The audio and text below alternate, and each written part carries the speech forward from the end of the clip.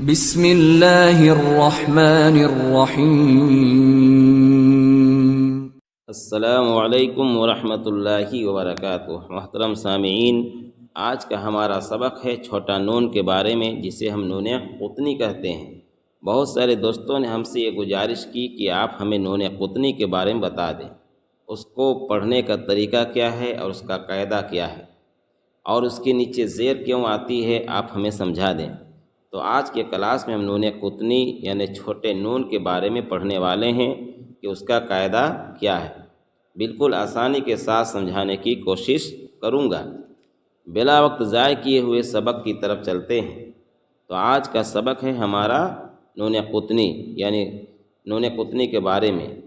قرآن مجید میں آپ نے ایسا نون، چھوٹا سا نون دیکھا ہوگا، اور اس نون کے نیچے زیر بھی دیکھی ہوگی۔ قرآن مجید میں ایسا آتا ہے۔ یہ نون قطنی قرآن مجید میں 50 ٹائمز آیا ہے، یعنی 50 مرتبہ آیا ہے۔ اب میں آپ کو قاعدہ بتاتا ہوں، آپ کو اس قاعدہ کو یاد رکھنا ہے۔ بالکل توجہ کے ساتھ اس قاعدہ کو دیکھیں۔ قاعدہ یہ ہے کہ اگر تنوین کے بعد ہمزۃ الوصل ہو اور اس کے بعد والا حرف ساکن ہو تو تنوین کے نون کو اس کے نیچے زیر دی جائے گی۔ اس قاعدہ کو یاد رکھیں۔ تو میں نے اس قاعدے میں 2 الفاظ استعمال کیا ہے، ایک تنوین اور دوسرا ہمزۃ الوصل۔ اگر آپ اس کو سمجھ گئے تو قاعدہ کو سمجھنا آپ کے لیے بالکل آسان ہو جائے گا۔ سب سے پہلے چلتے ہیں تنوین کے طرف۔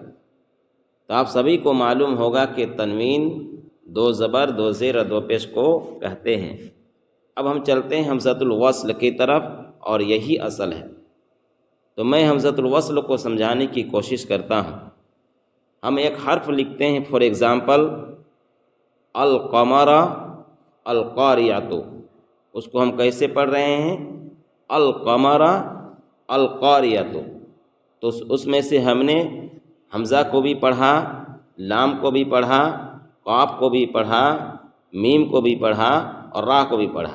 اسی طریقے سے القاریۃ میں حمزہ کو بھی پڑھا، لام کو بھی پڑھا، قاف کو بھی پڑھا، الف کو بھی پڑھا، را کو بھی پڑھا، عین کو بھی پڑھا اور تا کو بھی پڑھا۔ تو ہم اس میں سے ایک بھی لیٹر کو نہیں چھوڑے، سبھی لفظ کو پڑھے۔ اب اگر ہم اس ورڈ سے پہلے، لفظ سے پہلے کوئی حرف لاتے ہیں، جیسے ہم یہاں پر لاتے ہیں واو اور میم، تو ہم کیا پڑھیں گے؟ والقمر ملقارعۃ۔ اس سے پہلے کیا پڑھے تھے؟ القمر القاریۃ۔ اب ہم کیا پڑھ رہے ہیں؟ والقمر ملقارعۃ۔ تو اس الف کو ہم نہیں پڑھ رہے ہیں کیونکہ یہ حمزۃ الوصل ہے۔ حمزۃ الوصل جو ہوتا ہے وہ ٹیمپروری ہوتا ہے، وہ کسی بھی وقت گر جاتا ہے۔ اب آپ یہ قاعدہ سیکھ لیے اور سمجھ لیے۔ اب چلتے ہیں اس قاعدہ کے طرف جسے ہم پڑھ رہے ہیں کہ تنوین کے بعد حمزۃ الوصل ہو اور بعد والا حرف ساکن ہو یعنی جزم ہو تو تنوین کی ایک حرکت نون سے بدل جاتی ہے۔ مثال سے سمجھیے، ایک لفظ ہے نوح ابنہ۔ تو ہم نے کیا لکھا ہے؟ نوح ابنہ۔ تو ہم نے یہاں سبھوں کو پڑھا۔ یہاں دیکھیں، ہا کے اوپر 2 پیش کی تنوین ہے، اور ابھی ہم نے پڑھا کہ تنوین کے بعد حمزۃ الوصل ہو اور اس کے بعد والا حرف ساکن ہو تو تنوین کی ایک حرکت تبدیل ہو جائے گی نون زیرنی میں۔ تو نوحن میں 2 پیش کی تنوین ہے اور اس کے بعد ابنہ میں حمزۃ الوصل ہے، تو یہ حمزۃ الوصل گر جائے گا اور نون کو با سے ملا کر پڑھیں گے، تب نوح نبنہ ہو جائے گا۔ اب ہم اس کو قرآن کی مثال سے سمجھنے کی کوشش کرتے ہیں۔ مثلا سورۃ الاعراف آیت نمبر 177 میں ہے، ساء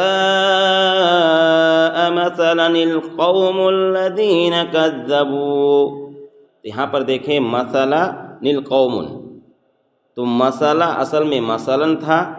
قاعدہ کے موافق کیا ہوا کہ 2 زبر کی حرکت ایک باقی رہی اور ایک نون سے بدل گئی، اس کے بعد حمزۃ الوصل ہے، القومہ میں حمزۃ الوصل ہے اور اس کے بعد والا حرف ساکن ہے، تو نون کو ملا کر پڑھیں گے تو کیا ہو جائے گا؟ اب ساء مثلا القوم الذین کذبوا۔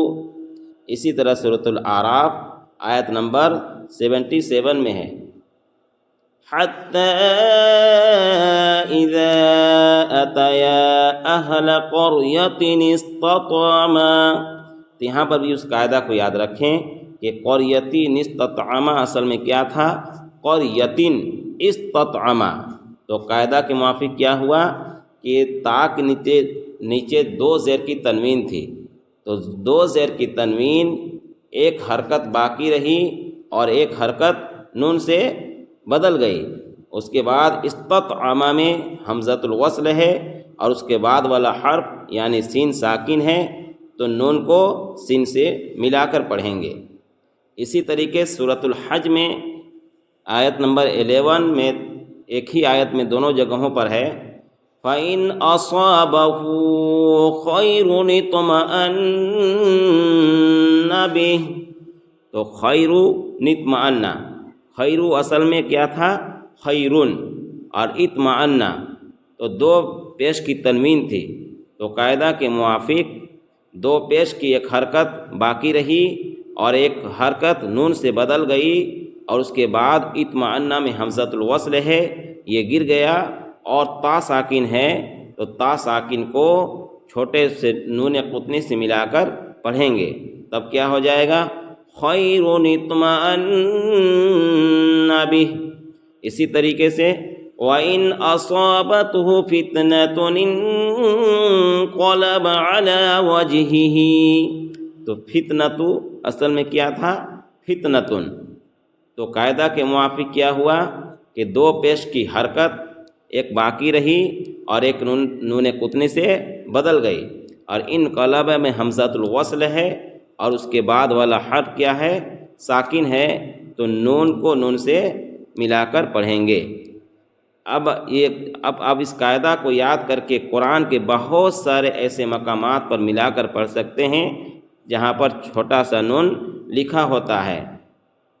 انشاءاللہ اگلی ویڈیوز لے کر حاضر ہوں گے۔